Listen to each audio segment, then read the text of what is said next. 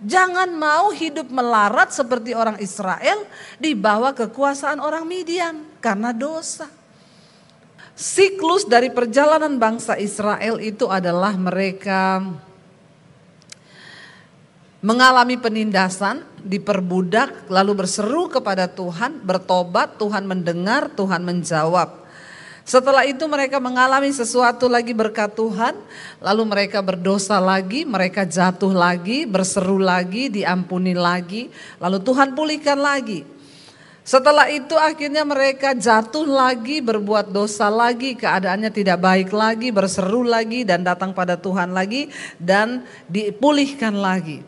Bukankah siklus kehidupan bangsa Israel ini ya kebanyakan dan beda-beda tipis dengan hidup kita di dalam pengiringan kita kepada Tuhan. Ya seringkali ketika kita ini lagi dalam tekanan, kita mencari Tuhan, nanti kalau sudah enggak, kita melakukan lagi apa yang jahat di mata Tuhan. Ayat ini jelas sekali berkata, tetapi orang Israel melakukan apa yang jahat di mata Tuhan, sebab itu Tuhan menyerahkan mereka ke dalam tangan orang Midian 7 tahun lamanya. Dan selama 7 tahun itu orang Midian berkuasa atas orang Israel. Saudara, karena mereka melakukan dosa sehingga Tuhan menyerahkan mereka ke tangan orang Midian. Dosa selalu membawa kehancuran di dalam hidup manusia. Ketidaktaatan, pelanggaran, itulah yang menyebabkan kita ini masuk dalam penderitaan. Banyak orang Kristen tidak menyadari, saudara. Kemarin ada yang tanya sama saya, Bu, ya hidup ini sebenarnya takdir atau nasib? Ya, saya bilang kalau takdir itu adalah ketetapan Tuhan yang memang tidak bisa dirubah. Kalau nasib itu kita yang buat sendiri, ya. Jadi dia bilang sebaiknya itu seperti apa?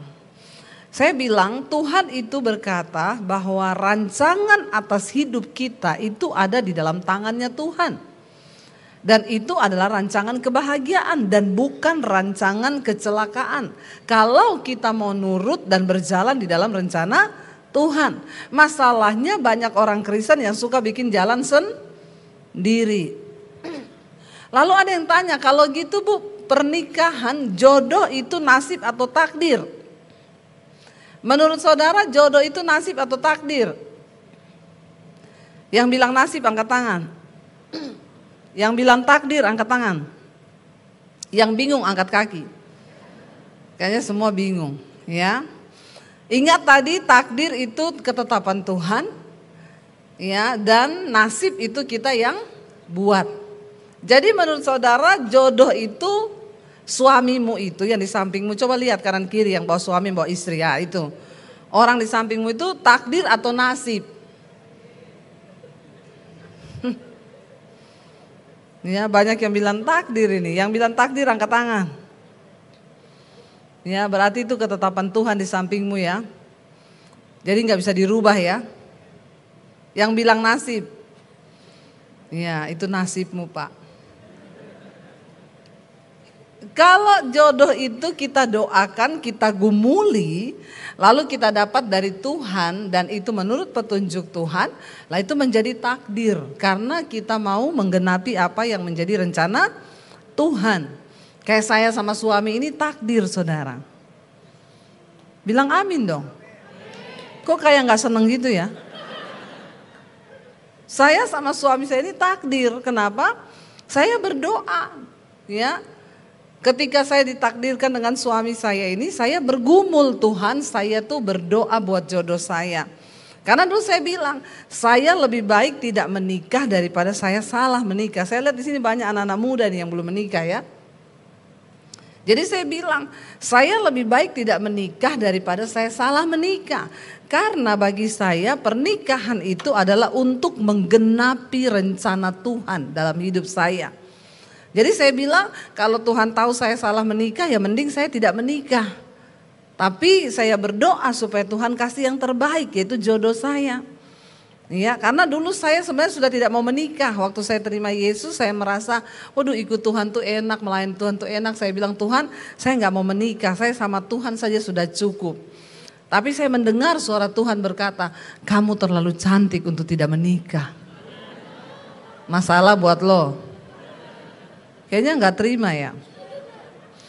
Dan akhirnya saya berdoa, oke Tuhan, kalau saya harus menikah, ya Tuhan kasih yang jodoh yang terbaik. Ya, yang terbaik itu yang seperti apa? Ya waktu itu ada beberapa sih yang datang mendekat. Ya toh? Masalah lagi toh? Tapi saya berdoa saudara, ya, ada yang naik Mercy. Berdoa saya, suami saya datang naik motor. Ya, saya bergumul, tanya sama teman-teman yang sesama pelayan Tuhan, menurut kamu yang mana ini, yang naik Mercy atau yang naik motor? Semua ngomong, yang naik Mercy. Ya Pak, iya. Ya, karena sudah berkepribadian, rumah pribadi, mobil pribadi, deposit pribadi toh. Tapi menurut pandangan Tuhan belum tentu itu yang terbaik. Ya, akhirnya saya terus berdoa. Ya, wajah suami saya itu muncul terus, saya tengking dalam nama Yesus. Ya. Tapi ternyata memang dia yang terbaik bagi saya, saudara. Ya, itu takdir. Ya, makanya ya tidak ada penyesalan dalam pernikahan karena itu takdir. Tapi kalau nasib, makanya banyak orang datang, Bu, suami saya itu loh selingkuh, baru menikah sudah begini selingkuh, ya tukang merokok, pemabuk, pelit lagi. Saya bilang itu nasibmu. Ya, berdoa saja. Kabar baiknya nasib masih bisa dirubah bersama dengan Tuhan. Bangsa Israel ketika mereka melakukan dosa lagi, mereka dihukum oleh Tuhan, dikatakan Tuhan yang menyerahkan mereka ke tangan orang Midian. 7 tahun lamanya mereka dikuasai oleh orang Midian. Lalu dikatakan karena takutnya kepada orang Midian itu, maka orang Israel membuat tempat-tempat perlindungan di pegunungan, yakni di gua-gua dan di kubu-kubu. Hidup di dalam dosa itu hanya melahirkan ketakutan, intimidasi, tidak ada damai sejahtera. Ini adalah gambaran bagi kehidupan kita orang percaya. Kalau kita menyimpan dosa, maka akan ada ketakutan di hidupmu, tidak damai. Makanya jangan suka sembunyi-sembunyikan dosa, katakan. Ya, dosa itu harus diakui dan ditinggalkan. Karena Alkitab berkata berbahagialah orang yang mengakui dosanya dan meninggalkannya, maka dia akan diampuni. Tapi celakalah orang yang menyembunyikan dosanya, ya hidup di dalam dosa itu, maka dia akan mengalami ya kutuk di dalam hidupnya. Nah, dikatakan di sini keadaan berdosa membuat bangsa ini mengalami sesuatu yang tidak enak. Mereka terpaksa bersembunyi di gua-gua, di kubu-kubu. Saudara, bayangkan kehidupan mereka 7 tahun. Ditekan dalam ketakutan, bersembunyi. Ya, di gua-gua. Hari ini mungkin kita berkata, ya nasib saya, hidup saya sama seperti itu, Bu. Ada ketakutan, ada kekhawatiran dalam hidup saya. Ya, dikatakan ayat yang berikutnya, setiap kali orang Israel selesai menabur, datanglah orang Midian, orang Amalek dikatakan di sana, dan orang-orang dari sebelah timur, ya, lalu maju mendatangi mereka. Berkemahlah orang-orang itu di daerah mereka dan memusnahkan hasil tanah itu sampai ke Gaza, dan tidak meninggalkan bahan makanan apapun di Israel, juga domba atau lembu atau keledai pun tidak. Bahkan setiap kali mereka memulai usaha selalu gagal, dirampas, direbut, dibinasakan, diambil semua hasil mereka dan tidak ada yang disisakan. Ini gambaran hidup kita. Seringkali kita berkata, saya sudah bertahun-tahun ikut Yesus, Bu. Tapi rasanya bekerja, memulai apa-apa itu tidak ada yang berhasil. Mari kita introspeksi diri hari ini, saudara. Apakah masih ada dosa di dalam hidup kita? Sehingga itu menyebabkan apa yang kita lakukan rasanya dicuri oleh belalang pelahap. Bangsa ini mengalami sebuah hal yang sangat tidak enak. Ditekan, dikuasai. ketakutan, terintimidasi, hidupnya harus bersembunyi. Bahkan setiap kali mereka mulai menabur, menghasilkan sesuatu, didatangi oleh orang Amalek, orang Midian, dan orang-orang dari sebelah timur itu maju. Hasil tanah mereka dirampas, domba, kambing, lembu mereka diambil, ya, dan dikatakan tidak disisakan apa-apa pada mereka, ya, tidak ditinggalkan bahan makanan apapun. Berarti dengan kata lain mereka hidup di dalam kelaparan, kekurangan makanan.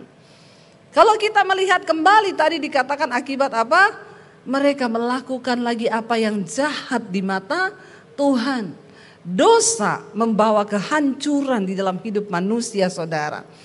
Dikatakan di sana sebab orang-orang itu datang maju dengan ternaknya dan kemahnya, dan datangnya itu berbanyak-banyak. Seperti apa? Seperti belalang. Ya, orang-orangnya dan onta-ontanya tidak terhitung banyaknya. Sekaliannya datang ke negeri itu untuk memusnahkannya. Saudara, musuh kalau datang bertubi-tubi. Itu kadang-kadang yang kita alami, Bu. Belum selesai masalah satu, sudah datang lagi masalah satu. Datangnya itu berbanyak-banyak. Ya, makanya saking banyaknya masalah mau dibagi-bagi. Ada yang telepon, Bu Debbie saya mau berbagi apa? Berbagi pergumulan, enggak usah, saya juga banyak. Ya, enggak usah dibagi-bagi pergumulan. Datang saja di hadapan Tuhan, tanya kenapa ini terjadi Tuhan? Kenapa hidup saya seperti ini Tuhan? Mari kita introspeksi diri. Lalu dikatakan di sana, saudara, ya, sehingga orang Israel menjadi sangat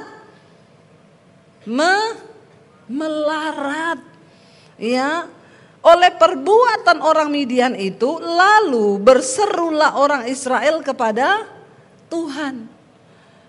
Akibat dosa, Tuhan mengizinkan, bahkan Tuhan menyerahkan mereka jatuh ke dalam kuasa tangan orang Midian. Siapa yang menyerahkan mereka, saudara? Tuhan sendiri. Jadi saudara, ketika kita mengalami persoalan dalam hidup kita, mengalami nasib yang rasanya tidak pernah berhenti, sial, nasib yang tidak enak, mari kita bertanya dan introspeksi diri. Jangan-jangan memang Tuhan yang mengizinkan, bahkan menyerahkan kita ke dalam keadaan itu. Itu bisa terjadi. Kenapa? Akibat dosa. Dikatakan di sana akhirnya orang Israel itu menjadi sangat melarat. Ada di sini di antara saudara yang hidupnya sangat melarat? Enggak ada kan? Sekurang-kurangnya kita, semiskin-miskinnya kita belum disebut sangat melarat. Tapi bangsa Israel pada waktu itu disebut hidup mereka sangat melarat. Akibat Tuhan yang mengizinkan semua itu terjadi. Tapi puji Tuhan, ya, bangsa ini ketika dalam keadaan tertekan lagi selalu mengingat Tuhan. Selalu ingat akan Allah yang hidup. Ya, sehingga mereka dikatakan di sana, lalu mereka berseru kepada Tuhan karena orang Midian itu. Maka Tuhan mengutus seorang nabi kepada orang Israel lalu berkata kepada mereka, beginilah firman Tuhan Allah Israel, akulah yang menuntun kamu keluar dari Mesir dan membawa kamu keluar dari rumah perbudakan. Setiap kali mereka mencari Tuhan dalam keadaan kesusahan, Tuhan itu Maha Kasih. Selama masih dikatakan hari ini, selalu ada kesempatan untuk bertobat, kembali kepada Tuhan. Tidak ada dosa yang terlalu hitam untuk tidak diampuni. Selama kita masih mau merendahkan hati, melembutkan hati, dan datang berseru kepada Tuhan. Enggak ada dosa yang terlalu pahit untuk tidak bisa diampuni, yang terlalu hitam untuk tidak bisa disucikan. Karena Yesus itu mengasihi saudara dan saya. Selama kita mau bertobat. Bertobat, ya. Saya suka gregetan lihat orang-orang hidupnya, saudara, sangat tertekan, menderita, sangat melarat, tapi tidak mau bertobat. Bagaimana keadaan kita bisa dipulihkan kalau kita nggak mau bertobat? Rendahkan diri, rendahkan hati, lalu bertobat. Nah, saya pengen hari ini kita belajar apa sih yang Tuhan mau untuk kita lakukan supaya nasib kita, hidup kita itu bisa diubahkan, saudara. Mari kita lihat bersama Ulangan pasal yang ke-30. Ulangan pasal yang ke-30 ayat yang ke-11 ya sampai dengan ayat yang ke-20, saudara. Ulangan pasal yang ke-30 ayat yang ke-11 mulai. Firman Tuhan berkata begini, saudara. Ya, apa sih yang Tuhan mau dari hidup kita ini, saudara? Bangsa Israel itu dituntun Tuhan, dibawa Tuhan untuk keluar ya dari perbudakan untuk satu tujuan, saudara. Ya, dan ketika mereka nggak ngerti-ngerti apa yang Tuhan mau, mereka semakin jauh pergi, hidup mereka semakin menderita. Kita ini, kalau dalam hidup ini kita nggak ngerti-ngerti kehendak Tuhan, nggak ngerti-ngerti apa maunya Tuhan, akan semakin menderita hidup kita. Mari kita rendahkan diri dan mau tahu apa kehendak Tuhan. Ulangan pasal 30 ayat yang ke-11, di sana judul perikopnya kehidupan dan kematian. Kita baca bersama ayat yang ke-11 mulai dikatakan di sana.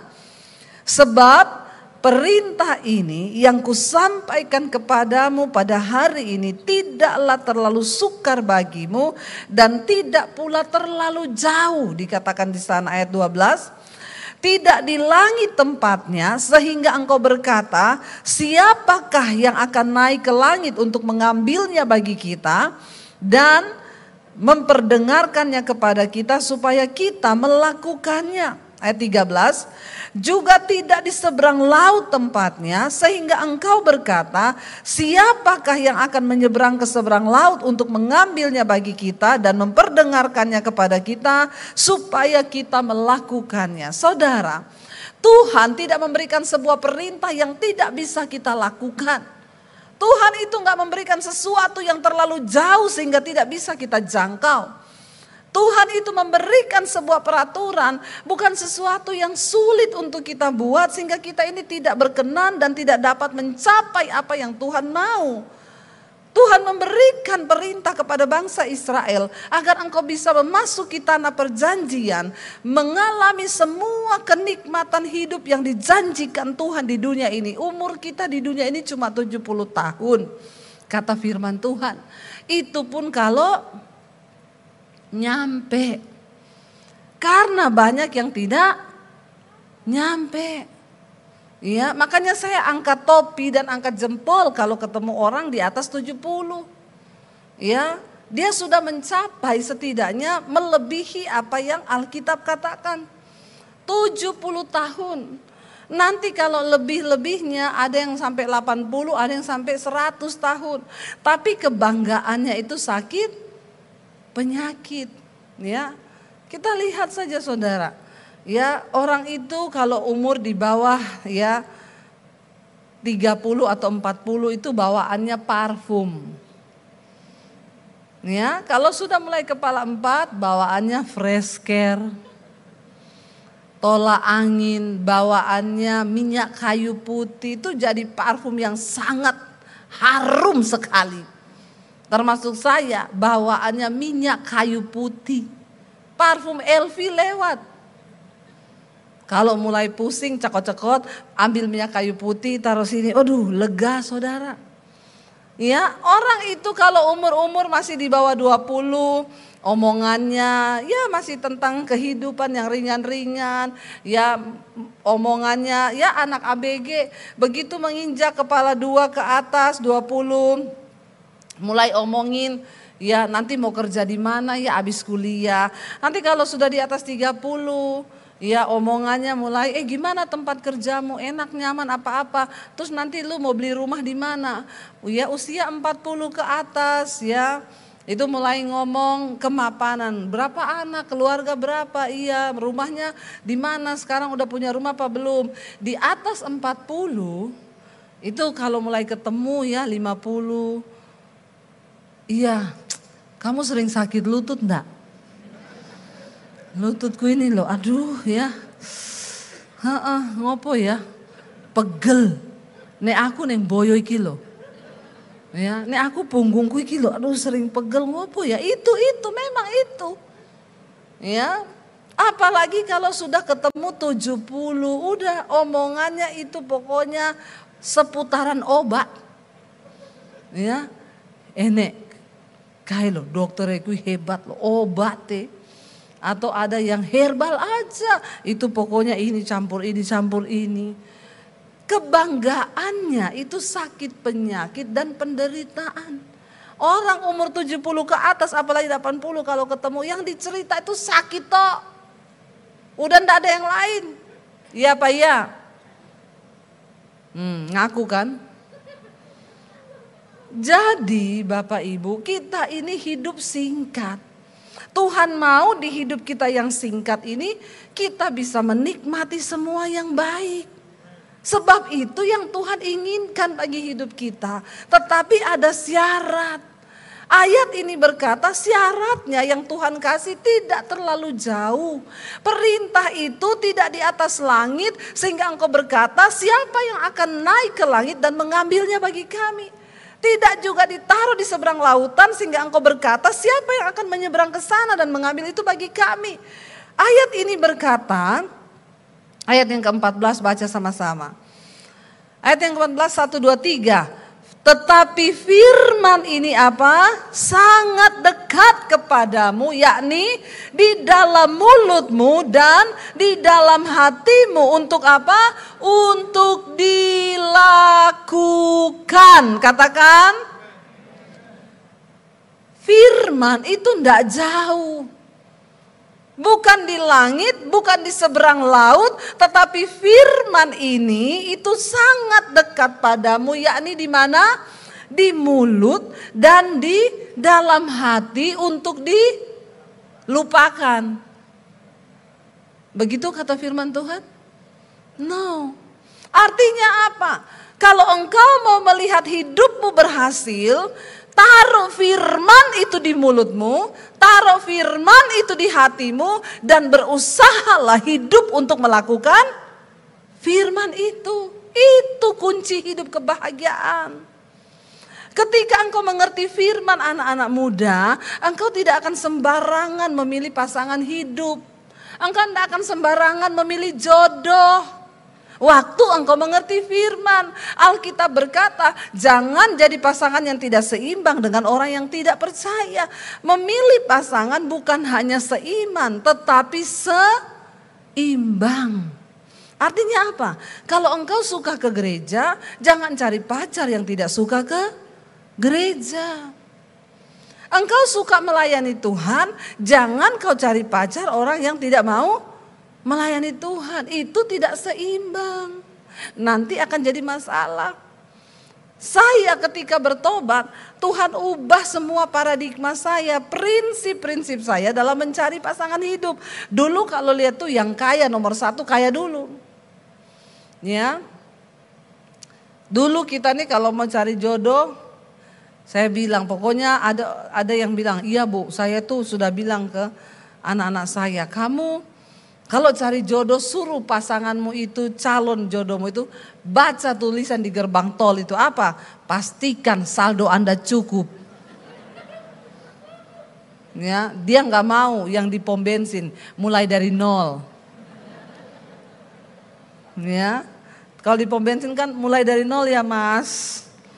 Ya, tapi dia bilang saya suruh baca itu tulisan di gerbang tol, pastikan saldo Anda cukup. Tapi apakah itu jaminan kebahagiaan? Ya, orang itu berbahagia kalau di mulutnya ada firman, di hatinya ada firman untuk dilakukan. Buat apa ganteng? Buat apa kaya? Enggak pernah ngomong firman, enggak ada firman, ya, enggak melakukan firman. Pasti hidupmu hancur. Makanya saya bilang hari-hari ini sama anak-anak muda, cari jodoh yang takut Tuhan. Ya, sebab itulah yang menjadi jaminan kebahagiaanmu. Kalau dia punya firman di hati, ada firman di mulut, maka ketika dia berhasil di dalam pekerjaan pun dia diberkati Tuhan, dia tidak akan melupakan Tuhan. Karena dia takut akan Tuhan. Mari lakukan firman Tuhan. Ya, yang cowok-cowok kalau mau cari istri, baca Amsal 31. Cari wanita yang takut akan Tuhan. Karena istri yang takut akan Tuhan itu mahkota suaminya. Ciri-cirinya apa? Dia bangun waktu hari masih gelap. Jadi tanya pacarmu, bangunnya jam berapa? Kalau dia bangun jam 9, jangan kau nikahi dia. Ya, pasti hidup pun tidak bahaya. Ya, dia bangun waktu hari masih gelap, menyediakan makanan untuk seisi rumahnya. Tanya sama calon istrimu, bisa masak nggak dia? Ya, kalau nggak bisa masak nggak usah. Katanya bisa bu, masak apa? Indomie, itu bukan masak, itu rebus.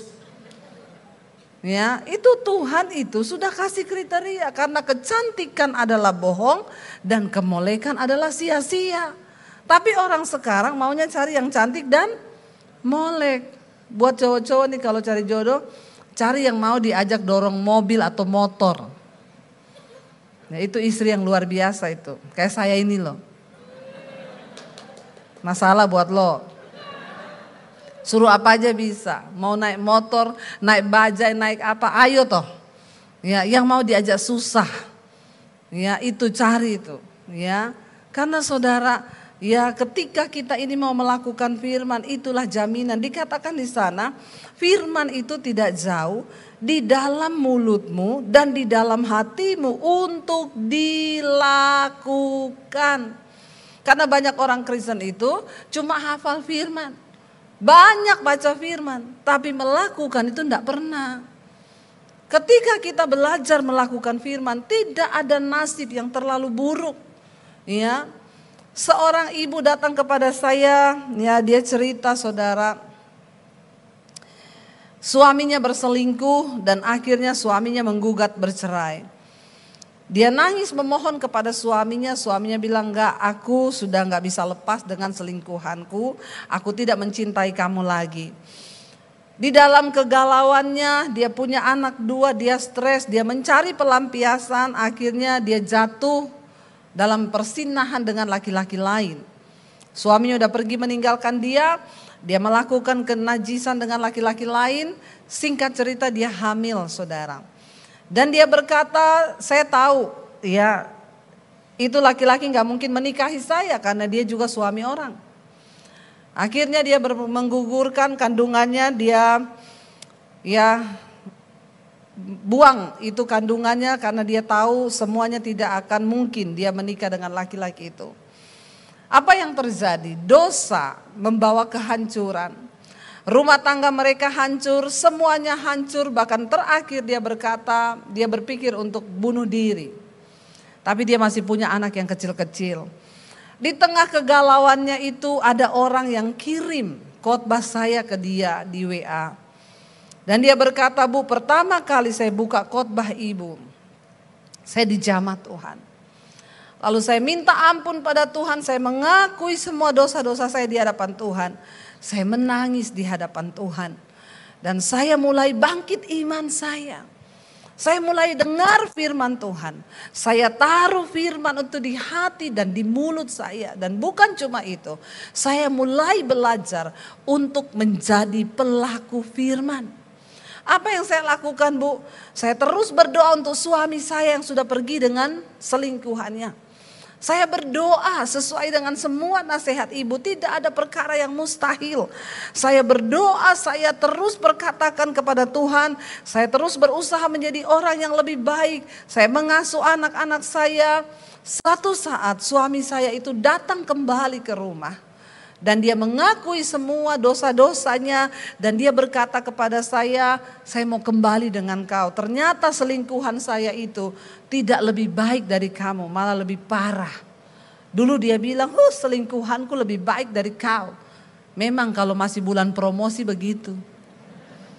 Ya, yang manis-manis dulu yang keluar. Nanti kalau sudah bulan promosi habis, apalagi uang menipis, habis kau, lebih gila dari istrimu. Bapak-bapak ya, ingat baik-baik. Ndak usah sok kegantengan, mau selingkuh-selingkuh. Ya, banyak-banyaklah bercermin. Dulu waktu kau miskin, yang suka sama kau cuma istrimu. Itu pun dia karena nggak tahu kena nasib apa saja. Ya. Setelah kau diberkati kaya, mulai jatuh cinta. Saya tuh suka gregetan ya, layani bapak-bapak selingkuh sama seumuran anaknya. Itu cewek yang dia selingkuhin tuh satu umur sama anaknya, lebih muda 1 tahun. Saya coba berkata, Pak, buka matamu lebar-lebar Pak. Ini perempuan muda, Bapak bercermin, Bapak itu udah tua. Enggak usah sok kegantengan. Dia cinta Bapak tuh enggak mungkin, dia tuh cuma cinta uangmu. Ya terang aja dibeliin apartemen, dibeliin mobil. Ya udah enggak usah kerja saudara ya. Jalan aja sama bapak-bapak om-om ini ya. Istilahnya sugar daddy. Bapak-bapak manis, om-om manis. Nanti kalau sudah tua kena diabetes, daddy sugar. Bapak-bapak diabetes. Enggak usah sok kegantengan. Ya, pret. Saya bilang, Bapak pikir dia cinta sama Bapak, di luar Bapak dia punya pacar. Bapak itu cuma dikereti duitnya. Jadi bapak-bapak sadar dan bertobatlah. Nggak usah sok kegantengan. Bilang amin. Amin bapak-bapak. Ini malah anak kecil yang amin kenceng nih. Ya, bapaknya sampai terintimidasi loh dek. Ya, jadi ya. Akhirnya dia bilang suaminya balik satu hari nangis menyesal dan berkata akan kembali kepada dia dan anak-anak. Tapi dia juga merasa berdosa karena dia sudah melakukan dosa. Dia juga pengakuan sama suaminya. Sebelum kita kembali saya juga tidak mau menyembunyikan dosa. Saya sudah jatuh dengan laki-laki lain. Saya bersinah dan saya menggugurkan kandungan saya. Tapi suaminya peluk dia dan dia berkata, kita sudah sama-sama berdosa, tapi Tuhan mengasihi kita. Mari kita kembali. Saudara, waktu saat saya ketemu mereka itu, dia bilang, Bu, saat ini saya, suami dan anak-anak setiap malam kami ikut mesbah doa ibu setiap jam 8. Tuhan pulihkan rumah tangga kami diberkati dan kami hidup berbahagia. Tidak ada yang mustahil. Ketika kita taruh firman itu di dalam hati, di dalam mulut dan dilakukan. Masalahnya orang banyak tidak mau melakukan. Masalahnya kita mau enggak saudara? Alkitab berkata Tuhan bilang tidak jauh. Cuma di dalam hati dan di dalam mulut, lakukan itu. Maka Tuhan akan memberikan ya semua janji-janjinya terjadi saudara. Ayat 15 berkata, ingatlah kata firman Tuhan, aku di sana saudara, menghadapkan kepadamu pada hari ini kehidupan dan keberuntungan, kematian dan kecelakaan. Tuhan perhadapkan di depan kita nih loh, ada kutuk, ada berkat, ada kehidupan, ada kematian, ada keberuntungan, ada kecelakaan. Terserah saudara mau milih yang mana. Itu ada di tanganmu, engkau yang menentukan. Tuhan cuma suruh pilih. Di hadapanmu hari ini dikatakan Tuhan bilang, aku menghadapkan kepadamu hari ini. Ya, di depanmu itu dikatakan ada kehidupan dan keberuntungan, ada kematian dan kecelakaan. Sekarang kita mau pilih hidup dan beruntung atau mati dan celaka. Pilih sendiri. Kalau engkau mau melakukan firman, membuat firman itu diam di hati dan di mulut dan dilakukan, maka engkau akan mengalami rancangan kehidupan dan keberuntungan. Tapi kalau engkau memilih untuk melakukan dosa, ya sudah di depanmu ada kematian dan kecelakaan. Mari saudara, kita buka hari ini pemahaman kita dengan firman Tuhan. Dikatakan di sana ayat 16, karena pada hari ini aku memerintahkan kepadamu untuk mengasihi Tuhan Allahmu dengan hidup menurut jalan yang ditunjukkannya dan berpegang pada perintah, ketetapan dan peraturannya supaya engkau hidup dan bertambah banyak dan diberkati oleh Tuhan Allahmu di negeri kemana engkau masuk untuk mendudukinya. Ya, jadi Tuhan berkata hari ini sebuah perintah diberikan kepada saudara dan saya untuk Ayo Kasihi Tuhan Allahmu, dikatakan di sana. Apa caranya kita mengasihi Tuhan Allahmu? Hidup menurut apa? Hidup menurut segala jalan yang ditunjukkannya dan berpegang pada perintah, ketetapan serta peraturannya, supaya engkau hidup bertambah banyak dan diberkati oleh Tuhan. Itu aja. Tuhan gak minta macam-macam. Tuhan cuma minta taat pada firman. Kasihi Tuhan Allahmu dengan jalan apa? Melakukan semua perintahnya, ketetapannya, hukum-hukumnya, supaya engkau hidup bertambah banyak dan diberkati Tuhan. Sayang, hidup ini cuma 70 tahun. Ya, jangan mau hidup melarat seperti orang Israel di bawah kekuasaan orang Midian karena dosa. Mari katakan pada Tuhan, Tuhan, hari ini kami memilih kehidupan dan keberuntungan. Itu pilihan kami, Tuhan. Hidup ini singkat. Jangan engkau biarkan hidup tidak damai sejahtera, menderita, keluarga berantem, anak-anak semuanya hancur gara-gara kita nggak mau taat kepada firman Tuhan. Dikatakan di sana ayat yang ke-17, tetapi jika hatimu berpaling dan engkau tidak mau mendengar, bahkan engkau mau disesatkan untuk sujud menyembah kepada Allah lain dan beribadah kepadanya, maka aku memberitahukan kepadamu pada hari ini bahwa pastilah kamu akan binasa. Tidak akan lanjut umurmu di tanah kemana engkau pergi menyeberangi sungai Yordan untuk mendudukinya. Aku memanggil langit dan bumi menjadi saksi terhadap kamu pada hari ini. Kepadamu kuperhadapkan kehidupan dan kematian, berkat dan kutuk. Pilihlah kehidupan supaya engkau hidup, baik engkau maupun keturunanmu. Dengan mengasihi Tuhan Allahmu, mendengarkan suaranya dan berpaut padanya. Sebab hal itu berarti hidupmu dan lanjut umurmu untuk tinggal di tanah yang dijanjikan Tuhan dengan sumpah kepada nenek moyangmu, yakni kepada Abraham, Ishak dan Yakub, untuk memberikannya kepada mereka. Saudara, ketika engkau memilih hidup, ketika engkau memilih beribadah kepada Allah, taat kepada firman-Nya, ketika engkau memilih untuk hidup sungguh-sungguh berpegang pada ketetapannya, ayat ini berkata, itu berarti hidupmu. Engkau sendiri yang menentukan hidupmu. Terlalu banyak orang Kristen yang sudah membuat nasib yang buruk atas hidup mereka. Kenapa?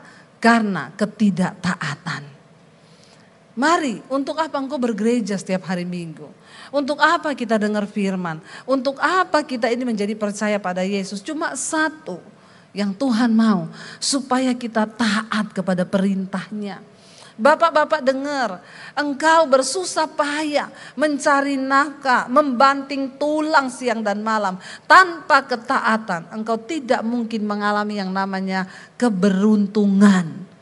Alkitab berkata dia berikan berkat itu kepada orang yang takut akan dia. Bahkan sekalipun engkau lagi tidur, Tuhan memberkati karena kita takut akan Tuhan. Ada banyak hal di luar nalar yang bisa terjadi ketika kita memilih hidup takut Tuhan. Tapi orang yang berusaha dengan kekuatannya, engkau berpikir engkau bisa mencukupi hidup dengan nafkah yang kau cari. Maaf bapak-bapak, hidupmu itu di tangan Tuhan. Hari ini kalau Tuhan bilang napasmu berhenti, maka berhentilah jantungmu. Tidak ada ampun. Bukan soal mati atau tidak, bukan soal kapan. Tapi ketika satu saat kita dipanggil Tuhan, apakah kita siap? Apakah kita sudah memilih kehidupan? Atau sebaliknya kita memilih kebinasaan karena kita nggak mau taat pada firman Tuhan? Hari ini saya berdoa supaya jemaat menjadi orang-orang yang sungguh-sungguh taat kepada firman Tuhan. Supaya kota ini bisa dimenangkan bagi Kristus. Keadaan di akhir zaman semakin tidak menentu. Dosa semakin merajalela. Tapi ketika ada orang-orang yang mau berdiri dalam kebenaran, kita bekerja menjadi penuai-penuai di akhir zaman. Semakin banyak orang diselamatkan. Bawa mereka pada jalan kebenaran. Saya setiap angkat perjamuan saudara, setiap kali saya angkat perjamuan saya selalu berkatakan, Tuhan, darah ini juga tercurah bagi mereka yang ada di luar sana yang belum bertobat. Tubuh ini juga tercabik untuk keluargaku yang belum bertobat, untuk orang-orang di luar sana yang belum mengenal Engkau. Aku mengangkat cawan ini bagi jiwa-jiwa yang belum terselamatkan. Lakukan itu saudara, supaya kota ini dimenangkan. Ketika ada orang-orang yang berdiri dalam kekudusan, ketika ada orang-orang yang berdiri dalam kebenaran, maka itu akan menjadi satu hal yang akan Tuhan perhitungkan. Bagian kita lakukan hidup di dalam perkenanan, hidup dalam kebenaran, lakukan firman. Kapanpun mau mati, kapanpun mau dipanggil, ya berarti waktu kita sudah selesai. Bagiku hidup adalah Kristus, mati adalah sebuah keuntungan. Makanya banyak orang datang konseling, Bu saya divonis dokter tinggal 6 bulan umur saya. Gimana kalau saya tidak disembuhkan? Puji Tuhan, malah enak. Gak usah mikirin lagi tentang dunia ini. Orang yang mati kata firman Tuhan sudah beristirahat dari segala jerih lelahnya. Yang masih hidup ini loh. Kalau engkau masih hidup hari ini berarti Tuhan belum selesai dengan agenda atas hidupmu. Bertanyalah, Tuhan aku hidup ini untuk apa? Satu hal yang terpenting adalah kita dipanggil untuk taat melakukan firman Tuhan. Jangan menengok ke kanan dan ke kiri. Hidup ini sudah ribet, tidak usah lagi engkau bikin ribet dengan dosa. Selingkuhlah, bersinahlah, homolah, lesbilah. Aneh-aneh hidup ini, kepahitan, membenci, gak bisa mengampuni. Saudara, mari kita berjuang. Ya, sampai pada garis akhir kita ini kedapatan menang. Ketika kita berserah kepada Tuhan, percayalah, semua yang terjadi dalam hidupmu itu Tuhan punya rencana. Dan kita harus percaya bahwa Yesus sanggup mendengar doa-doa kita lebih dari yang kita doakan. Yesus sanggup menjawab lebih dari yang kita harapkan. Kita bangkit berdiri bersama. Kita katakan di hadapan Tuhan, kami percaya Tuhan, Engkau yang mendengar doa kami lebih dari harapan kami.